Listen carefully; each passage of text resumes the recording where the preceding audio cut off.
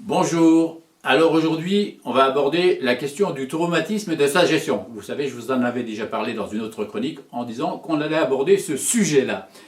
Alors qu'est-ce que c'est qu'un traumatisme? Un traumatisme, c'est l'irruption dans le quotidien d'un événement impactant de façon plus ou moins importante l'intégrité physique et ou psychique de l'individu. Alors, il y a des traumatismes plus ou moins graves, on le sait très bien.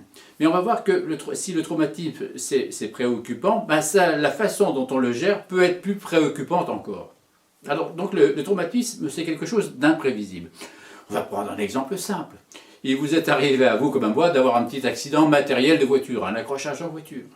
Alors, qu'est-ce qui se passe dans les heures qui suivent en général?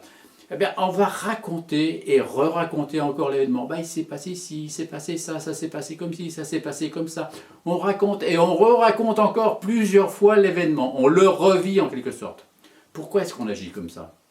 Eh bien, d'abord parce que la parole permet d'évacuer l'angoisse suscitée par l'événement. Pourquoi il y a eu de l'angoisse suite à l'événement?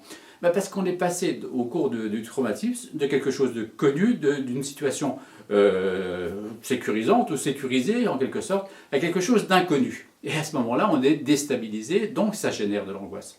Et en parlant, on évacue cette angoisse-là, on revit en quelque sorte la situation, mais cette fois-ci, on la quelque sorte en la maîtrisant. On ne la subit pas, on l'agit. Et à ce moment-là, c'est quelquefois un petit peu plus rassurant. Alors, pourquoi est-ce qu'il y a des cellules psychologiques lorsqu'il y a un traumatisme? Un traumatisme particulièrement important. Parce que au traumatisme et à l'angoisse du traumatisé, il est important que celui qui écoute, l'écoutant, ne réponde pas par ses propres angoisses.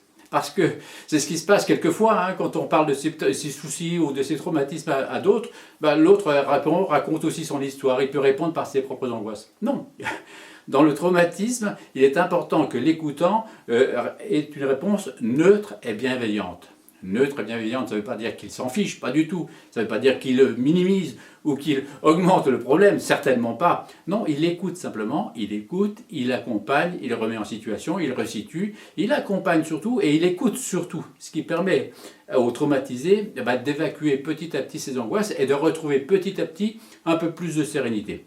Alors évidemment, suivant l'importance du traumatisme, cela peut prendre beaucoup plus de temps.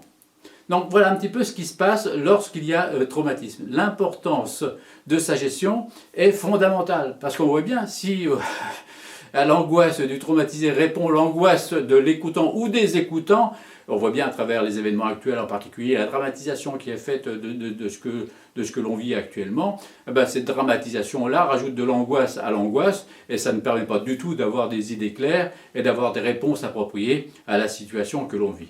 Donc c'est important que, effectivement, l'on gère au mieux cette situation-là. Si on ne peut pas le faire soi-même, ce qui est tout à fait légitime, eh bien quelquefois faire appel à des professionnels. Voilà, j'espère vous avoir éclairé sur ce point précis et on se retrouve une autre fois pour d'autres chroniques. Au revoir.